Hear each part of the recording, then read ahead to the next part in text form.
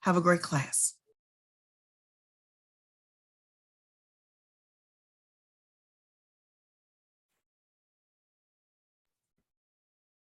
Hey, Tim, can you hear me? No, I can't. I think you're on mute. So I tell you what, we're going to go ahead and just turn this over to Mandy. All right. Hi, everyone. I'm Mandy Peltier. I'm honored that you're here today and you're going to spend this hour with me. This is a very ambitious project. I had mentioned that in my last class a couple of weeks ago. So I'm just going to share my other camera so we can get started. And this will be a first for me. And I didn't run this by Tim, so hopefully I won't get my hand slapped, but I'm actually not going to go over the supplies today because you all received a supply list when you signed up for this class. And if you're watching this in the replay, you can download the supply list in the description for the video itself. So it's just going to save us some time to get through this project on the hour if I don't cover all of the materials. I will just point out I am using the Winsor & Newton cold press 140-pound professional paper that looks like this. I think the professional 100% cotton paper works really well for this particular project. So we're going to get started by sketching the outline. So I'm going to keep my pencil and my eraser close by so I can sketch the outline. I'm going to pull over a copy of the outline that was part of the downloads for this class and will be in the description of the replay video. And I am not today going to draw all the stripes with you all, and that's because they're really easy to freehand, and you can kind of just place them wherever you want. So we'll just draw the ears and the face part and sort of the outline of the head. So I'm going to start, I'm kind of lining my paper up with my outline. So not right in the middle of the paper, maybe 1.5 inches above the middle. I'm going to draw right through the middle a 3-inch line. And this is going to be from one eye to the next. So I'm just going to draw a line that's like 1 inch, 2 inches, and 3 inches. So it's sort of the top part of the letter T. And then I'm going to draw a vertical line that is also 3 inches that will create a T. So right at the middle point of the top horizontal line, I'm going to draw a vertical line down that's 1 inch, 2 inches, 3 inches. I'm just drawing a T. So basically the base of the T is going to be the bottom point of the nose. So I'm going to draw a triangle now to serve as the basic shape for the nose. So each line to create the triangle will be 1 inch. So I'm going to draw a diagonal line that's about 1 inch to the left upward, to the right upward, and then so it almost looks like an arrow right now, right? And then I'm going to connect those two lines with another line that's 1 inch. So I have a T shape. I've kind of created a triangle at the bottom for the arrows. And now I'll go back up to the horizontal line for the T. And I'm going to draw 2 football shapes for the eyes. So each endpoint for this line here is going to be the far edges of the eye. And I'm going to draw the top arch of the football, maybe a quarter above the line, and then the rest 3/4 below the line. So starting at one endpoint, I'm going to draw a slight arch for the top part of the football shape. That's about a quarter of the football in size, and then about 3/4 below. All right, and I'm going to do the same thing on the other side. So I'm going to use the endpoint as sort of my guide for the football shape. All right, so I have my 2 football shapes for the eyes, and then I am going to draw a little arch on the left side of the left eye and on the right side of the right eye to create the iris itself. Okay, and then I'll erase this T in a second because we don't actually need the T. It was just to kind of help us with placement. So now these 2 slightly curved lines that sort of create the nose or the nasal bridge. And it's sort of just centered right in the middle between the eye and the nostril or the nose. I'm just going to go ahead and draw in 2 curved lines for the nose or nasal bridge. I'll refer to it as both today. And then right below the nose, so at the very bottom tip of the nose, I'm going to draw a small line that's maybe 1/8 of an inch. And then I'm going to draw 2 angled lines that sort of mirror the nose to create the mouth. And then a pretty big arch for the bottom part of his mouth, kind of looks like a smile. Okay. And then his chin right below that. So just a curved line for his chin. So we're getting there with his face.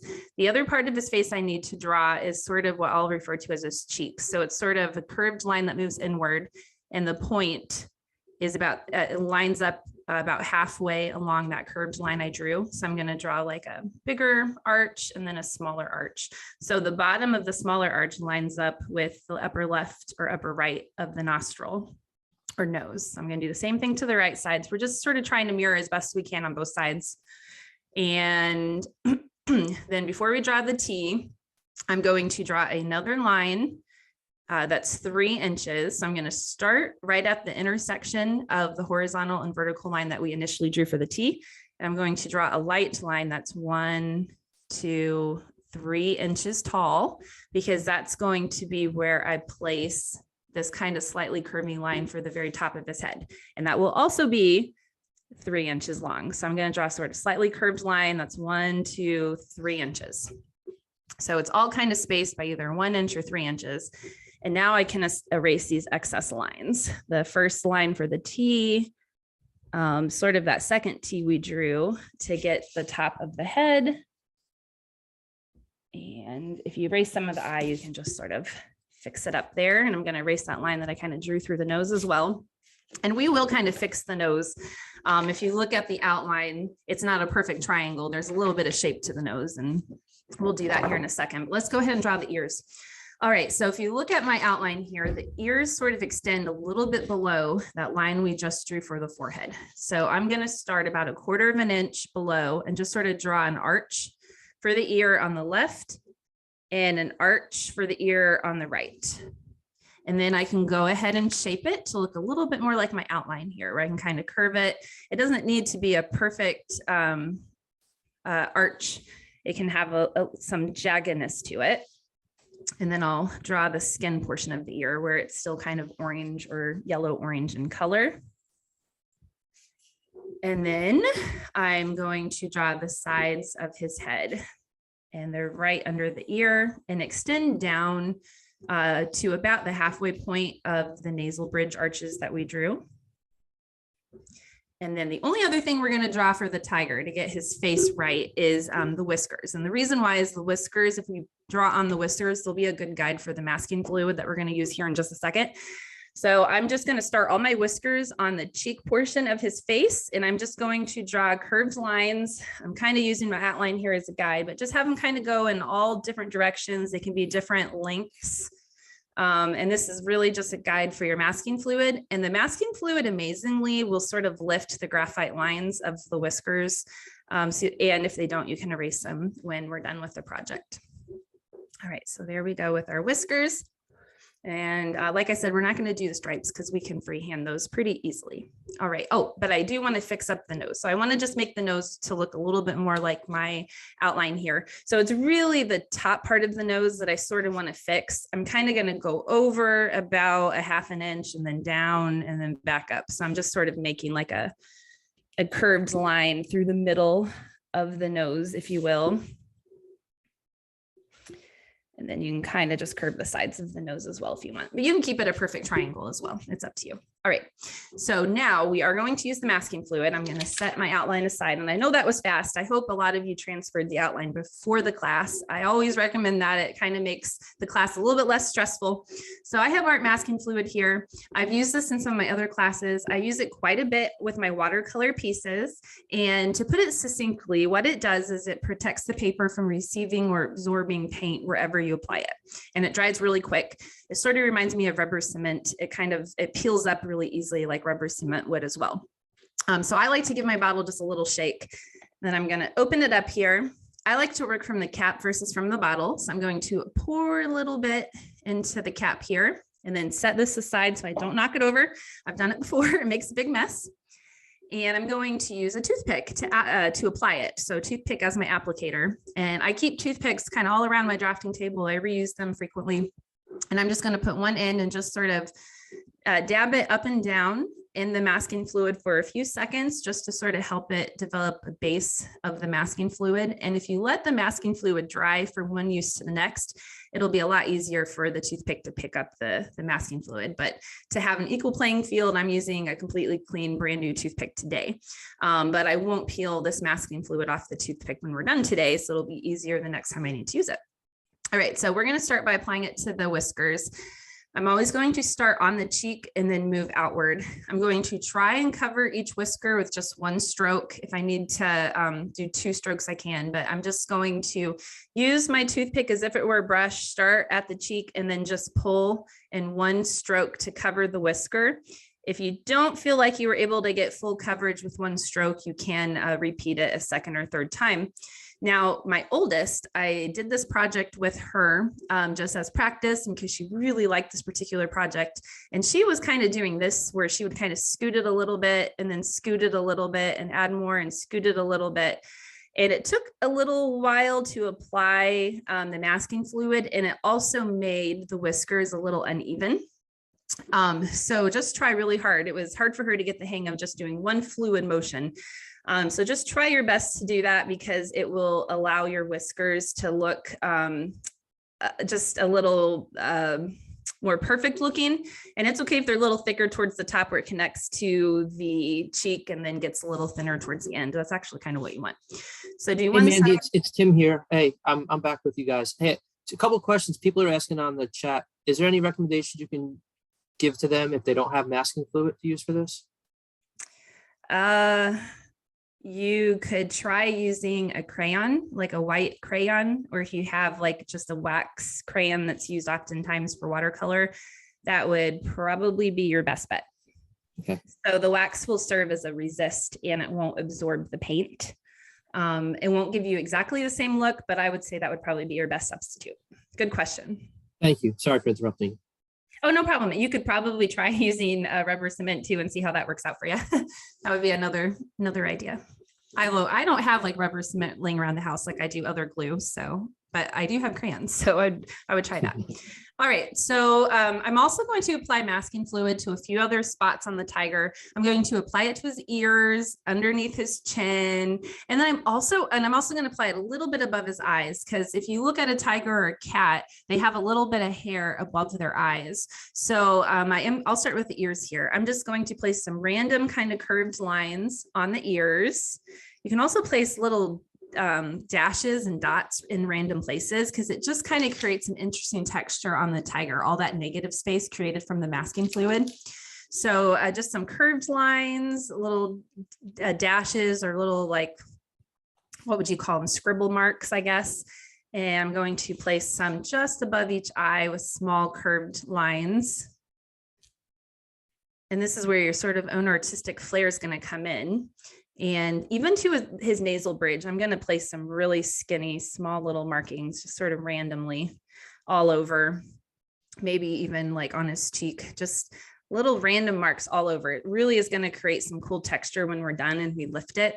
You'll be really amazed. It doesn't even all come together until you remove all this masking fluid. This really is kind of crucial to the look of this tiger, if you will, or it just sort of makes it really, really fun and neat. All right. And then one other place I want to apply it is just underneath each eye, just a thin line just underneath each eye. Because if you look at a picture of a tiger, there's almost like a little highlight there. And I also want to apply highlights to the eyes themselves. So little line underneath each eye, and then to each eye, to the left eye, to the upper left side, I'm going to place 2 kind of little dots right next to each other. And on the right eye, I'm going to place 2 dots sort of on the upper right. And those will serve as highlights for the eyes. And that's really important. If you don't have the highlights there, something's not going to look quite right. So highlights for the eyes. And then I'm just going to maybe just give you guys a second here to catch up. And I'm just going to do a few other little jagged little lines and shapes just throughout the rest of the tiger, just sort of randomly all over, because it's just kind of fun. Just creates some neat texture. All right, and then we'll be ready to mix our 7 colors and we'll be ready to get going. All right, so painting the tiger really doesn't take that long, but talking us through it is going to be what fills up this hour. So All right, I'm gonna screw the masking fluid on the cap and then set that aside. Don't be tempted to leave it open because then you might knock it over today and make a big mess, as I'm prone to do. All right, so I'm gonna set this aside. While the masking fluid dries, we'll mix our colors. So I have a 7-well ceramic palette today because like I said, we're going to be mixing 7 colors.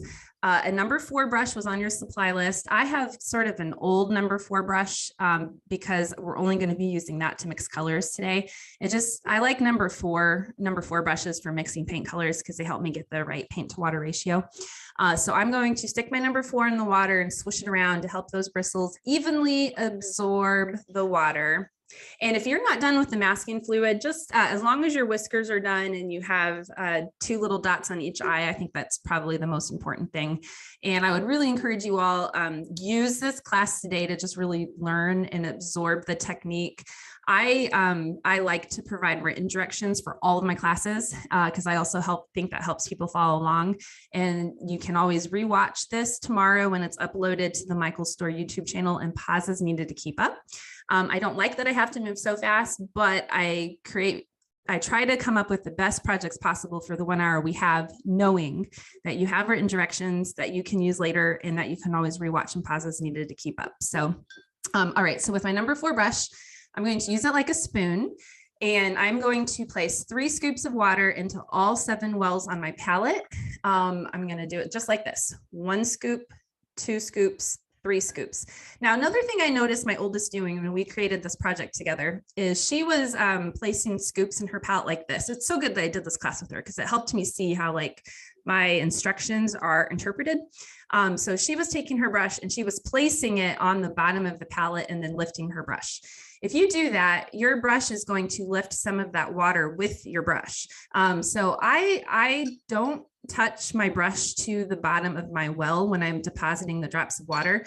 I hold it above and I sort of shake that scoop of water into the well. Does that make sense? Because otherwise you're going to have less water in your well than I have. So just kind of hold your brush above the well and kind of shake 1 scoop, 2 scoops, 3 scoops without actually touching your bristles to the well itself. I hope that makes sense. 1 scoop, 2 scoops, 3 scoops. And I'm going to brag on my daughter. I'm going to show you her tiger at some point today because I think she did a great job and she's super proud of it. She said she wants to enter it into an art competition. So, all right. So I have 3 scoops of water into each well on my palette. And now we're going to mix our colors. I'll take it easy on you for the first color because it's only 1 color, and that is burnt sienna. And that's the bottom row, 3rd from the right. So it's sort of the reddish brown shade. And I'm going to do 6 passes of this color. If you haven't taken one of my classes before, when I say pass, I mean I'm going to take my wet brush, I'm going to really dig it and run it into that half pan for a second or 2. Stir it into the 3 scoops of water, wipe it on one side, wipe it on the other, and that's 1 pass. However, I don't normally do it that slow. I usually just do it for a couple seconds, stir, wipe, run it over the half pan, stir, wipe. I do it pretty fast. And obviously you can take your time doing this after this class is over, but just to help us squeeze everything into this hour we have, I do move pretty fast here. So we just want paint that is equal paint to water ratio. So depending on your pressure as you dig your brush over that half pan, you may need a few less passes and you may need a few more. It'll just vary. And I can tell you that I will more than likely have to mix more burnt sienna today and more of one other color that we'll mix here in a second. So you actually don't need to clean your brush after burnt sienna because our next color also uses burnt sienna. So you can just take your brush and stir it into the next well. If you already cleaned it, don't worry about it. It's not a big deal. But this next well, we're going to do equal parts burnt sienna, which is the color we just used, alizarin crimson, which is just north or just above burnt sienna. It's the only red in the set. And then burnt umber, which is just to the right of burnt sienna, and it's the darker brown in your set. So equal passes of all 3 of these colors. I'm going to do 2 of each. All right, so I'm going to start with 2 of burnt sienna since that's already on my brush, and 2 on top of what I stirred in. And then I'm going to do 2 of alizarin crimson, which is that only red in your set. And this is going to create sort of like a reddish brown shade that we'll use at the very end to just sort of intensify some of the areas we want to be darker. And then 2 passes of the burnt umber. And that should give us a pretty good paint to water ratio profile. All right, so you see it's a little bit darker than the burnt sienna alone and a little bit brighter because of the red. And then you can go ahead and clean your brush after this particular color here by just swooshing it and maybe blotting it on your paper towel. And the next color we're going to mix is just yellow ochre. So I'm taking it easy on you again. So yellow ochre is the only yellow that's on the bottom row of your Sketchers pocket set. It's third from the left, and I'm going to do 6 passes of yellow ochre. Actually, I may only need 5. So of all the colors in this set, I find I'm most easily able to pull color from the yellow ochre half pan. It seems to be just really pigmented compared to some of the other colors in the set. So I don't know that I'm even going to need 6 to get the right paint to water ratio. Yeah, I think I only need 5, maybe even 4. So just mix as much yellow ochre as you need to where it feels the same as the first 2 colors we mixed. And then you can go ahead and clean your brush because the next color does not have yellow ochre in it. But for the next 3 colors, don't bother cleaning your brush when you're done mixing it because we will carry over that color. So we're going to mix black next. We have mixed black in a number of my classes. We're going to mix it today in the usual manner. We're going to use Ultramarine blue, which is the darker of your 2 blues in your set. It's top row, second from the right, and then burnt umber right below it. We're going to start by mixing equal parts ultramarine blue and burnt umber, but I can guarantee you, you'll have to add more blue. I find black is probably 5 parts to blue to 3 parts brown or something like that. But I'm going to start by just mixing 2 passes of each. 2 passes of each into the next well on our palette. So it doesn't matter if you start with the blue or if you start with the burnt umber. So I started with blue, but you can start with either color. We'll end up in the same place, I promise. So I'm doing 2 passes blue, 2 passes burnt umber, and you'll more than likely have what looks like a dark brown.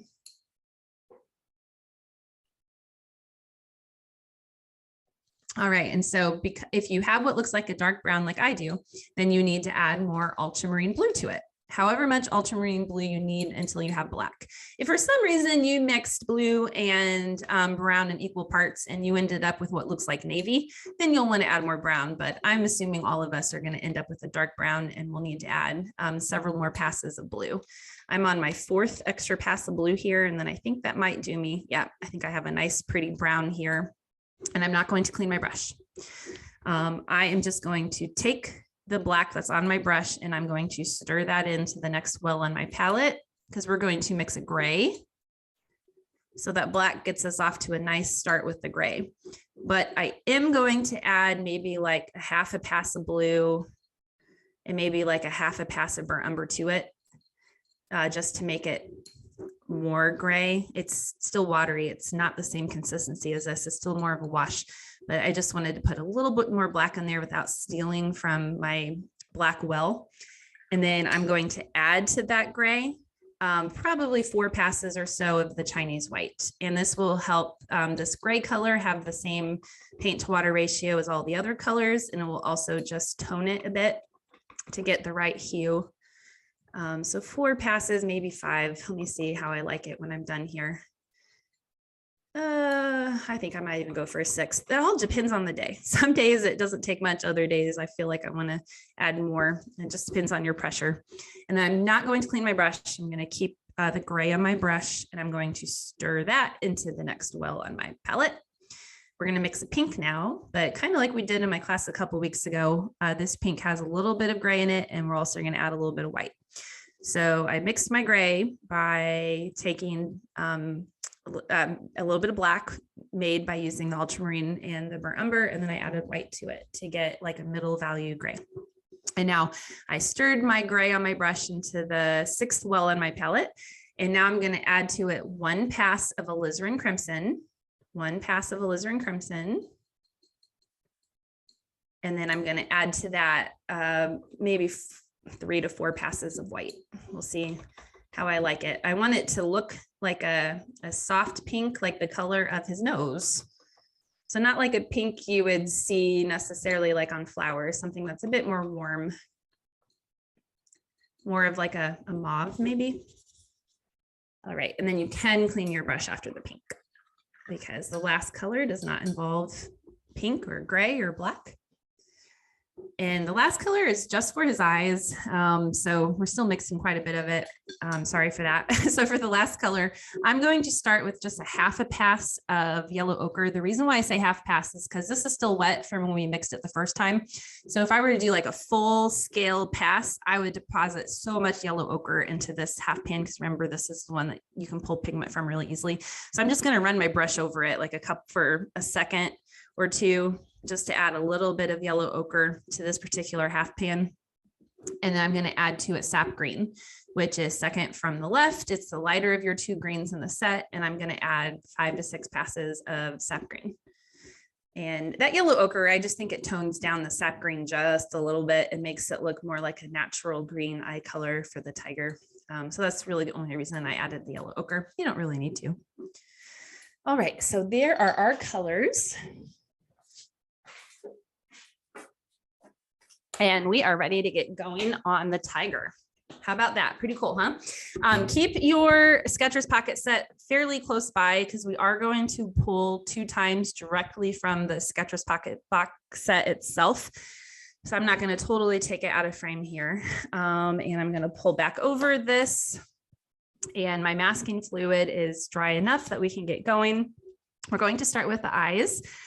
We're not going to fully complete the eyes. We're just going to add the first amount of pigment to the irises. And I'm going to use the 0 brush for that, because I just found the 0 brush was a little bit easier to apply the paint for the eyes. And we may also use it to outline the nostril or the nose as well. So I haven't used the 0 yet, so I'm just going to swish it in the water real quick, blot it on my paper towel. And so to the irises themselves, and let's just work one eye at a time. I am going to apply yellow ochre to maybe the bottom third of the iris. So I'm just going to apply yellow ochre to the bottom third, quickly rinse it, blot, and then I'm going to apply that green color we mixed to the rest of the iris.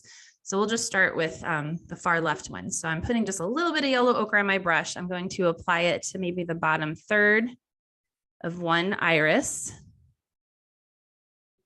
I'm going to rinse, blot, and I'm going to apply the green to the rest of the iris. And we're going to allow the yellow ochre and the green just to organically bleed into each other however they want. Where we apply those 2 little dots on the iris, they will remain without pigment and be good to go. And then we can repeat the same process to the other eye, where it's yellow ochre along maybe the bottom third, maybe bottom quarter. Really up to you how much you want to add here. And then I like to quickly rinse and blot and add green to everything else. And now we can repeat this another time if we wanted to. I don't know that we'll have time to do that today, but if you were to remake this project to really help the eyes stand out and be nice and vibrant, I do like to repeat that process a second time. And then what we're going to do also is I'm going to take a little bit of the burnt sienna color. I'm going to put some of that on my 0. And I'm just going to align the very bottom edge of the iris with burnt sienna. And again, I'm going to let the burnt sienna just kind of organically bleed into the ochre and the green. And his eyes are so pretty. I love green eyes. My mom has green eyes. I have like boring grayish blue eyes, but she has beautiful green eyes. And none of my kids got her eyes. All right, so now we're going to move on to sort of the cheek portion, what's to the left of the nasal bridge and what's to the right of the nasal bridge. So we're going to start on the left. So it's going to be this whole section here where we kind of did these 2 connected arches.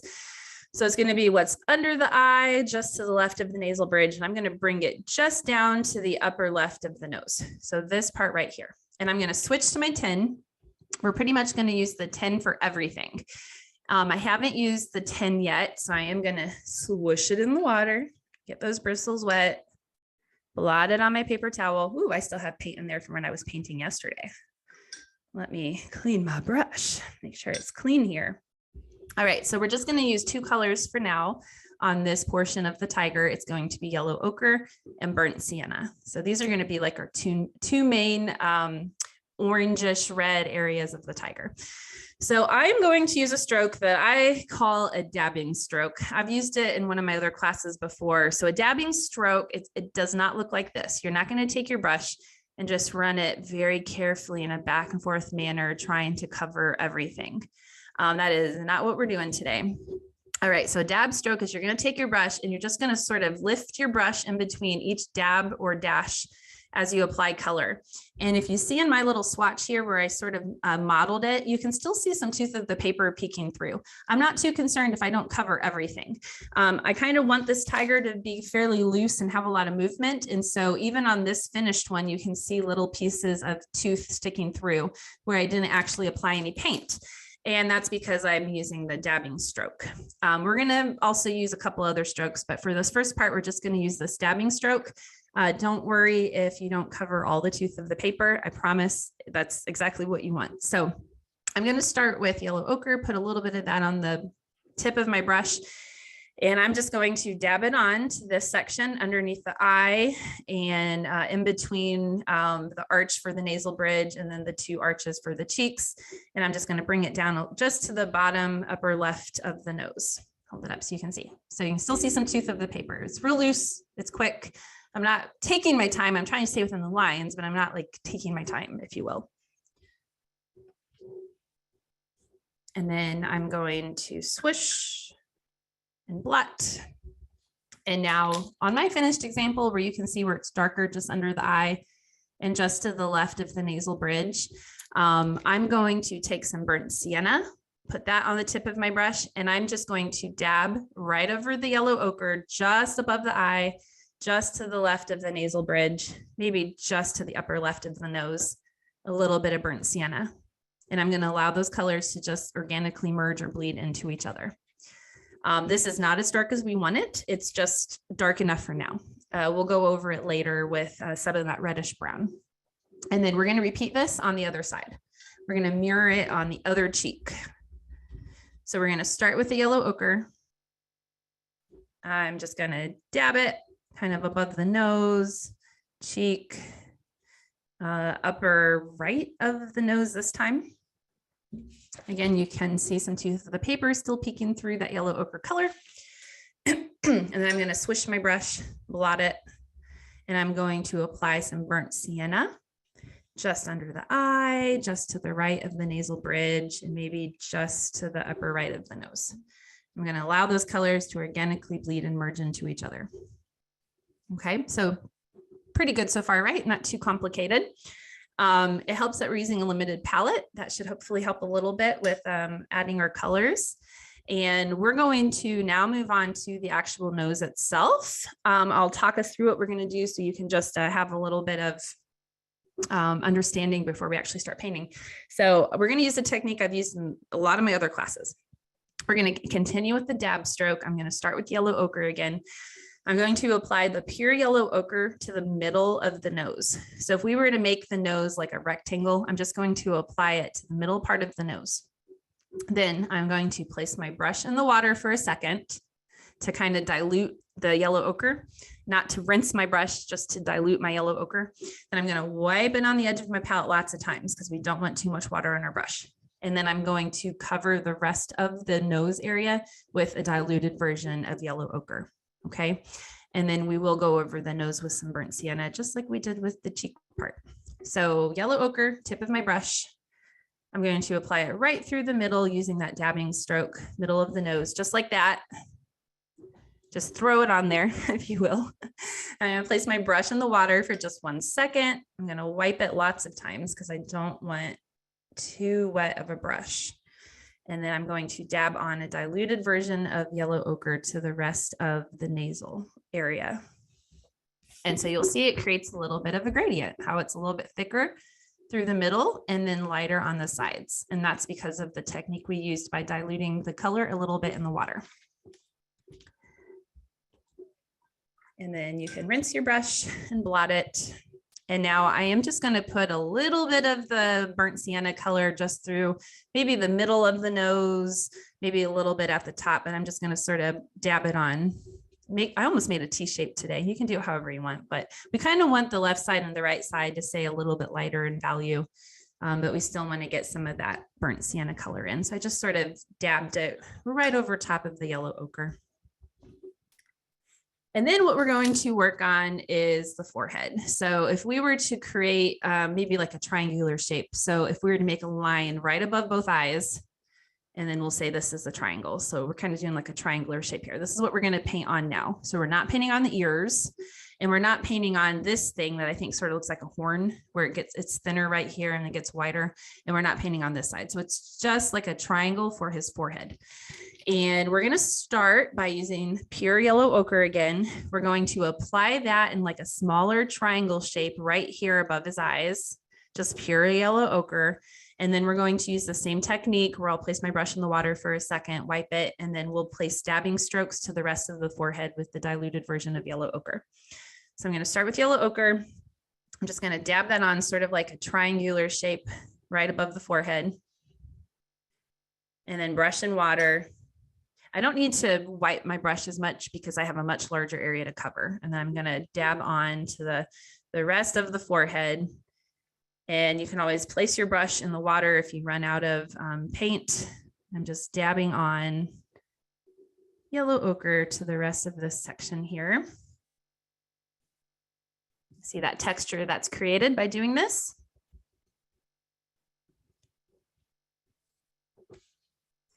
It's really easy to want to do that back and forth thing and take your time. Just trust me, just let go, be loose today, just dab, dab, dab away. Dab, dab, dabberoo. All right, so, and now I'm going to take some burnt sienna and I'm going to go over that first triangular shape we made with the pure yellow ochre. And then I'm just going to sort of just randomly apply it sort of to other parts of the forehead. I'm just sort of just touching it onto various parts. I'm not even worried about the lines. I'm even kind of being jagged above the lines. Just be loose with this. And there's our forehead. We're not necessarily done, but we're done with the first step of the process. Okay, rinse my brush, blot. Now we're going to work on this cone or this horn shape. I'm going to start with pure yellow ochre. I'm going to apply that just to this part here, maybe like if we were to take a line, go all the way to just kind of lined up with the chin, just maybe to the upper quarter, upper third. We're going to do pure yellow ochre. So let's just, but we're going to use a scribble stroke, You could continue with the dab, but I'm going to use what I'm calling like a scribble stroke. So I'm just literally going to take my brush. I'm not going to pick it up between each stroke, but I'm just going to scribble it on, literally just scribble it on. Okay, so that's going to help create that kind of loose, jagged texture along the edge. And I used green just because we don't need a lot of green today. Okay, so pure yellow ochre, I'm just going to sort of scribble it on thinly, about a third of the way down. So it's pretty thin because we want to leave this spot bare for the gray and the black stripes.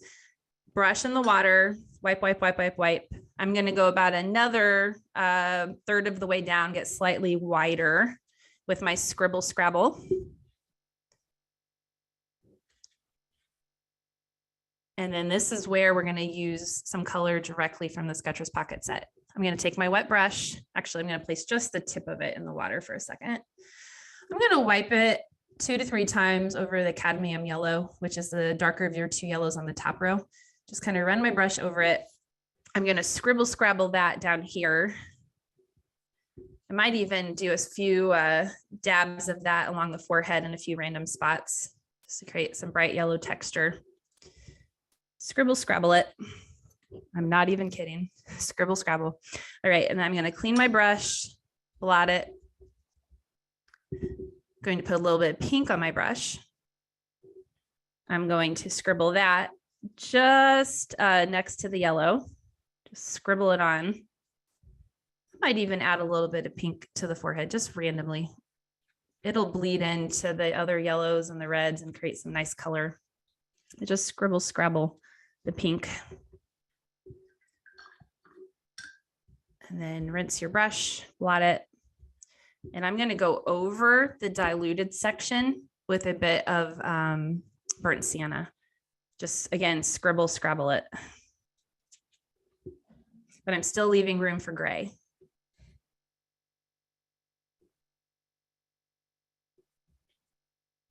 And we'll go ahead and do this side as well. So I have burnt sienna on my brush, right? So let's just stick with that. So along this very far right edge, I'm just going to scribble, scrabble burnt sienna on. If you need to add some water to your brush, you can just scribble it along the whole right side. It's pretty light, and that's okay. Without even rinsing my brush, I might put a little bit of pink on my brush, some more pink, and scribble, scrabble that on a little bit. I think I'll end there for now. We can always add other colors to the right side, but we just sort of want a hint of that reddish orange on the right side. All right.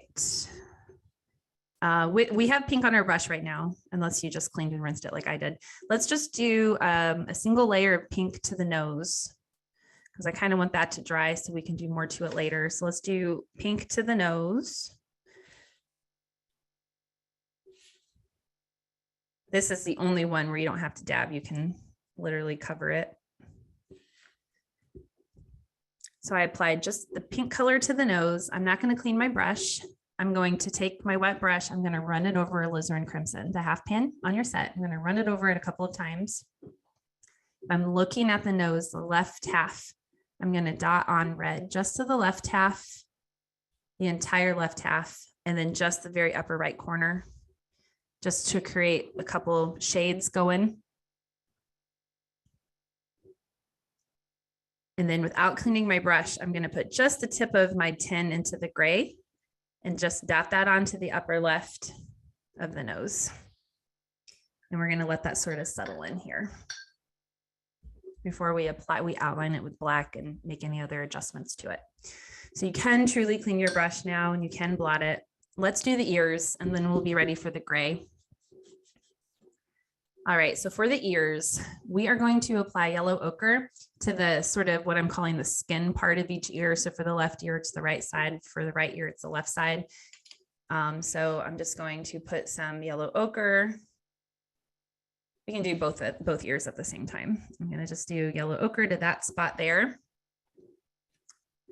I'm going to rinse and blot, a lot of blotting when I paint. I'm going to put some gray on my brush. And I'm just going to blot on gray to cover each ear. It's okay if you don't cover all of it. Or I said blot on, dab on. This is the dab stroke again. Dab on some gray. I'm going to blot my brush. I'm not going to clean it, just blot it. And I'm going to put some black on my brush, a little bit of black.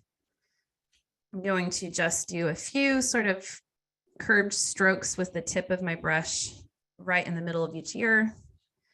And I'm going to use the tip of my tin to carefully outline each ear, the outer edge of each ear. It's okay if the black bleeds into the yellow ochre. That's okay. It's okay if it bleeds into the gray. That's okay too. And his ears are pretty much done. We'll just add a little bit more color to sort of the skin part of the ear. I know that's not the right way to put it. Maybe I should say like the orangish red side of the ear. All right, so we're ready to do the gray and then we'll do the stripes. So we're gonna use the gray paint color now. We're gonna use one other stroke today. We're gonna use what's called a hatching stroke. So the hatching stroke, you're going to be picking up your brush in between each stroke, just like the dabbing stroke, but you're just going to be placing parallel lines right next to each other. They can be varying widths, they can be varying distances from each other, but you're just going to take your brush and you're just going to place on lines, just a hatching stroke, just like that. But we're going to use the gray to do it. And I'm going to place some gray hatching stroke lines to the upper part of the left side of the cheek area. So maybe from the top of that curved line and then that connected smaller curved line, maybe just to this part right here. It's about an inch, inch and a half wide. And then I'm going to do that dilution technique where I place my brush in the water and I'm going to apply a diluted version of it all the way down to the chin area. So gray to start. Just going to place a few hatching stroke lines to the upper part of that section. Brush in the water for a second, wipe, and then I'm just going to continue placing those hatching strokes down to the chin part. And you can always go over the pure ones to sort of smooth them out. So it kind of is darker and gets a lighter gradient. And with this diluted gray that's on my brush, I'm going to go ahead and apply a few curved strokes to the cheek area, the left cheek. and even a little bit to the chin itself and even the mouth, just to help those areas have just a touch of color. And I'm going to do the same thing over here now. So I'm going to put a little bit of gray to this upper part. I'm going to apply a few hatching strokes of gray and then brush in the water, wipe, and apply a diluted version of gray down to the chin. You can go over the pure ones as well to sort of dilute and transition them. And I'm going to go under the chin. I'm going to apply to the cheek itself, just with some dab strokes, just to sort of give us a nice little base for the stripes that we're about to start applying. Hey, Mandy, I'm just going to give you a time check. It's about 15 minutes to the top of the hour, just so you know. Thank you. All right, so with black, we're going to go ahead and start applying some stripes. I am going to start with the orangish red areas because those are more dry than this gray we've just applied. So we're going to do something a little bit different with the stripes to the gray areas. So let's just focus now on the stripes that we see on the orange areas and on his forehead. So we're going to apply stripes by using hatching strokes, but we're going to just use the very tip of our brush so we can keep them on the thinner side. So I'm going to just place my brush on the black. I'm going to give my black just a little stir because the color separated just a bit. And I'll start with these two over here.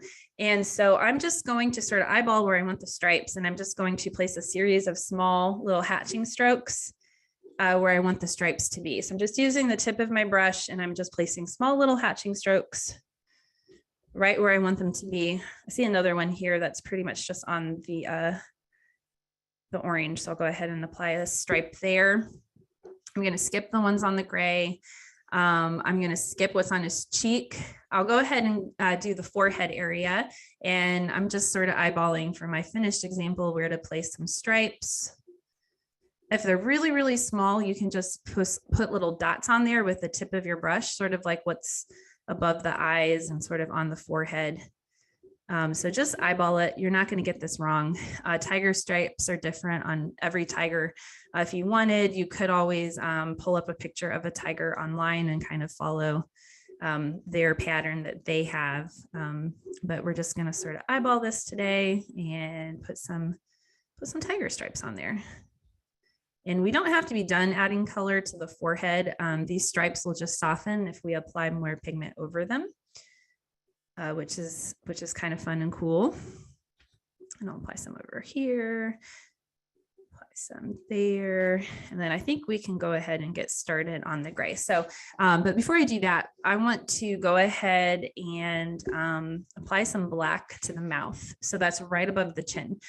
So I'm going to draw a small line to connect the tip of the nose to the mouth. And then I'm going to just add black to the mouth itself. Allow that to sort of dry a little bit. And I'm also going to go ahead and outline sort of real thinly the cheek area that kind of protrudes from the mouth, because that will kind of help it separate from the rest of the tiger here. Okay. And oh, I forgot to apply a few right here to the right and left of the nasal bridge, just under each eye. And I'm also going to go ahead and outline each eye with the black, just carefully outline above and below. And what's just to the left and right of the iris, that is pure black. We're not going to, we could do the pupil now too, if we wanted, because I think the green is dry. So I might go ahead and put in the pupil as well. But if you were going to add a second coat of color to the iris, then I would wait on the pupil. You'd want to do the pupil after you're completely done with the iris. But since I'm only going to do one layer for the iris today, I'll go ahead and put in the pupils using the very tip of my brush. And you could also do this with your 0 if that is a little bit easier. The 4 might be a little chunky monkey for it. All right. All right, so for the gray stripes, I said we were going to do that a little bit different. All right, so how we're going to do the gray stripes. I can tell I'm going to need to mix just slightly more black. So let me do that. And that will give you all just a second to get caught up with me here. Mandy, I'm going to tell you that looks truly amazing so far. That you Oh, got thank that. you. Wow. It really is not going to look like finished until we're done with the stripes and can get on that darker reddish brown on the tiger. And then especially when we can remove the masking fluid. So we're going to run a couple minutes over, but you'll be surprised at how quick this takes. So it won't be too far over. Okay, so for the gray, I'm going to start by applying the black stripes to this whole section here that's to the left of his mouth. And then I'm going to dilute the black with my brush, just like we've done in lots of other sections with this technique. And then I'm going to sort of like use that diluted black to make a transitional darker gray shade that goes in kind of in between the stripes. You'll see what I mean. So I'm going to take just my black and I'm just going to paint on all the stripes I see on this section here, using that same hatching stroke. So it's the same thing. We're just going to dilute some things. If you missed some on the orange sections, you can always apply those. Just eyeballing. All right, so let's see, we're going to go down here. I have a real long one right here that goes under his chin. All right, so I have this section I have stripes in. So what I'm going to do is I'm going to take my brush, place it in the water for a second, wipe, maybe even blot once or twice. And I'm going to use that diluted version of black, which is kind of like a dark gray. And I'm just going to sort of place some hatching strokes. If you need to dilute it again, you can, sort of in between those stripes. I'm going to carry it down here. I might apply it underneath the chin. I'm going to go ahead and apply some of that darker gray to the chin itself using those hatching strokes, maybe blot it onto the cheeks. So you want to kind of use the colors that are on your brush to your advantage, if you will. Always be aware of what's on your brush and how you can kind of use it to bring up another area. And I don't like how the hairs on the chin look a little too like harsh. So you can always take a wet brush and just sort of run it over them to sort of soften them up. Same thing with the cheek area. All right, and then we're going to do the same thing over here. So we're going to start with pure black, apply it to the stripes, and then we'll kind of dilute and soften them. And then the cool thing is when this layer sort of settles in and dries, you can always go over them again with more black to kind of bring them back up into sharpness or focus. Nothing says you can only do one layer with the black. You can do as much black over the stripes as you can. And depending on how much time we have today with timing and stuff, I may have time to go over the stripes a second time. I hope I do. We'll just kind of have to see how it goes. All right. So then I've applied black to this other gray section. So I'm going to place my brush in the water for a second, wipe it, and then just sort of create some transitional gray or black shades sort of in between, slightly overlapping the stripes. And again, you can apply a little bit to the chin area, below the chin area, to the cheeks. And actually, I'm going to apply a few more stripes. It's okay that they just bleed into the gray. That's okay.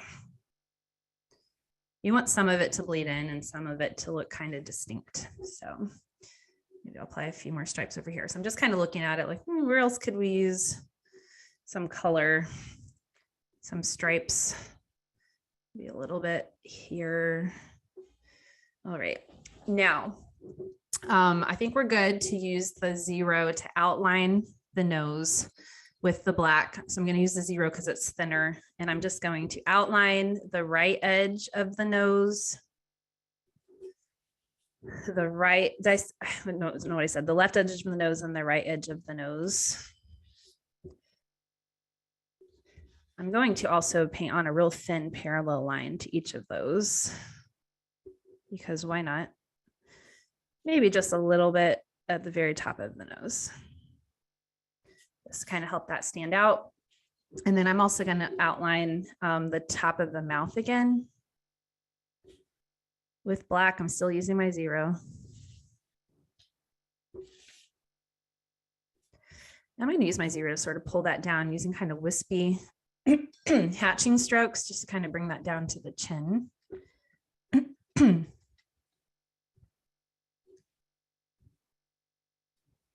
All right. We're doing good here. All right, so now what I'm going to do is I'm going to make the nasal bridge and the cheeks look a little bit better because this looks too light. It's kind of plain looking compared to what I have in my finished example.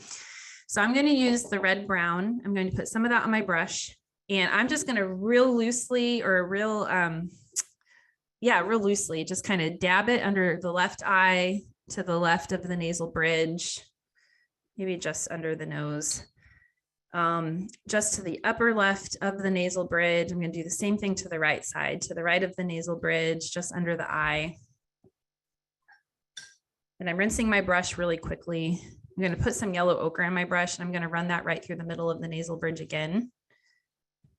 So I'm just sort of like, making some adjustments here, and it's going to intensify the tiger a bit. And you can apply either of these colors to other places that look like they might need a little more color. I think even a little bit of gray to the nasal bridge looks good, just putting a touch of that here or there. But once this dries, it'll look so cool. I'm going to put a little bit more red brown on the nasal bridge here. It's up to you how much or how little. And I'm going to put some red brown over to the middle left of the tiger. I think that needs a little bit of darkness. And I'm also going to use red brown to that skin portion, what I keep calling the skin portion of the ear. I'm just going to do a little bit of that. That'll kind of help it stand out. And then maybe I'm going to dilute the red brown a little bit with water, and then just sort of dab on a diluted version of that a little bit to the forehead. And I'm going to add a little bit of the red brown to the left side of the nostril as well. That's going to blend with the pink to look really nice. So you can see already, this is looking more like my tiger, just with getting those values in there. It's all about the values. I don't know how else to put it. Like, it's just all about the values. So let me look at this, see what other little adjustments I can make. I could keep fussing with this, but we're kind of running out of time. I'm going to add even more black to the mouth. The mouth just needs to be a little bit darker here. And I also need to add the little circles for his cheeks. So I'm going to mix more black real quick here. I'm going through a lot of black today compared to, sometimes I go through a lot of burnt sienna. I haven't had to mix any more of that today, but other times when I've practiced this class, I haven't needed to mix any more black, but a lot of burnt sienna. So it just kind of depends on the day. All right, so with black, I am going to just use the very tip of my brush. I'm just going to place some dots that sort of go like in a curve or arch motion on the cheeks, just as however many layers you can kind of squeeze in there.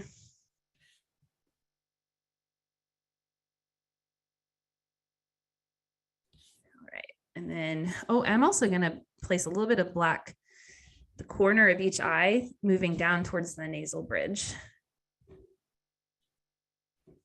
because that was part of the tiger. And then I'm going to add a little bit more black to some of the stripes. So I am going to do that just to some of them, just to kind of help them stand out a bit more. You can do it if you want. You don't have to. I feel like I still need more to the mouth section. Maybe a little more over here. And then I'm going to use a heat gun to dry this, and we can remove the masking fluid, and you'll see the final reveal here. And obviously, if it's not class time, you can take your time with this. You don't have to do this super quick. You can take your time. But obviously with like time constraints and only having an hour, I do have to move a little fast, and I apologize for that. Don't hold it against me, please. All right, let's see here. All right, I think that's probably good for all intents and purposes. I could outline the nose again. I may do that, I may not, but I won't do it right now. So I'm gonna go ahead and blow dry this with my heat gun because you do want the paint to be fully dry before you remove the masking fluid. Otherwise, you're just gonna smear paint everywhere. But if you were to look at this up close, and I can kind of hold it up as I'm drying it, there's still a lot of negative space on it. There's still some pieces of the paper showing through. And that kind of helps give it that loose look. In the fact that I just use like a loose stroke. I use that hatching stroke, that scribble stroke, the dabbing stroke, as I like to call it. It just yields like a fun, looser look to it while it's still very representational. You can still tell it's a tiger. All right, so I still see some wet spots, some shine. So this is going to take me a second here to dry. Maybe while I'm drying this, I can quickly show you my next few classes. On February 8th, same time, I'm doing a Valentine's class. This is a fun class. Like, it's very crafty, very crafty. So it can be for all ages.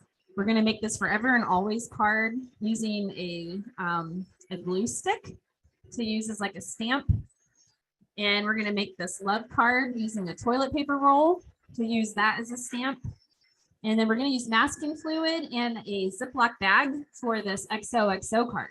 So you'll learn some fun ways to apply color in that class. And then on February 22nd, I'll be doing this bamboo class, same time. And this also easily will be able to squeeze into an hour. It's not as ambitious as this one. But those are my next two classes. So I think this is probably dry. I'm going to take a clean piece of paper towel to remove the masking fluid. You can just use your fingers too, but I'm going to use a paper towel. I kind of wad it up in my hand, and then I'm just going to sort of rub wherever I applied that masking fluid, and it will lift the masking fluid and reveal the paper. And this is really where this thing comes to life, is removing that masking fluid and revealing all those sections where you applied it. It's just so satisfying. I love it. All right, so I gotta kind of take note here wherever I applied it so I can really do the true reveal here. I would recommend, if you make this on your own, to repeat the eyes a second time, because you really want the eyes to look real and to look really in focus. And I think doing 2 layers to the eyes kind of helps with that. I mean, I could even make some adjustments right now, but you can see what a difference that makes once you remove the masking fluid. Wow. Once you can see all that white of the paper is sticking through, it is just so cool. So if I were to make any final adjustments right now, I know we're 3 minutes over, I'm going to do it anyways. All right, so I would take maybe some black. I would maybe outline the eyes again so that they stand out a bit better. And I would outline the nose again. So I might take the nose and just like the outer edges, the left and right side, and maybe even the top of the mouth. So just the pieces where your eye is going to just be drawn to immediately, and the most is maybe where you'd want to just add a pop more color to kind of help them stand out. But I know we're a little bit past time, and I know I went like speedy fast, but if you were able to paint along with me, even if you're not finished, I would love if you held up your tiger so I could see it, so Tim could see it, so Felicia can see it. And then I'll switch to my other camera so we can say goodbye to each other. Wow, these look great. Very good. Wow, so good, guys. I'm so proud of you. And again, I know this was fast. You can always rewatch. You can follow along with the directions. The cool thing about this tiger is you don't necessarily have to do it in the exact order we went in today. You could always kind of skip around and do different parts here or there. But these look, some of these, they look better than mine. These are so amazing. Some of the ones I'm seeing here. Oh my goodness. You guys just blow me away. I just don't even know what else to say. Okay, but I am going to say this. I only get to see a little thumbnail of these artworks. I love it when you guys send me a bigger picture that I can see. So I'm on social media. You can tag me at Mandy Peltier Artist and follow me there on Instagram. You can email me through my website if you don't use social media.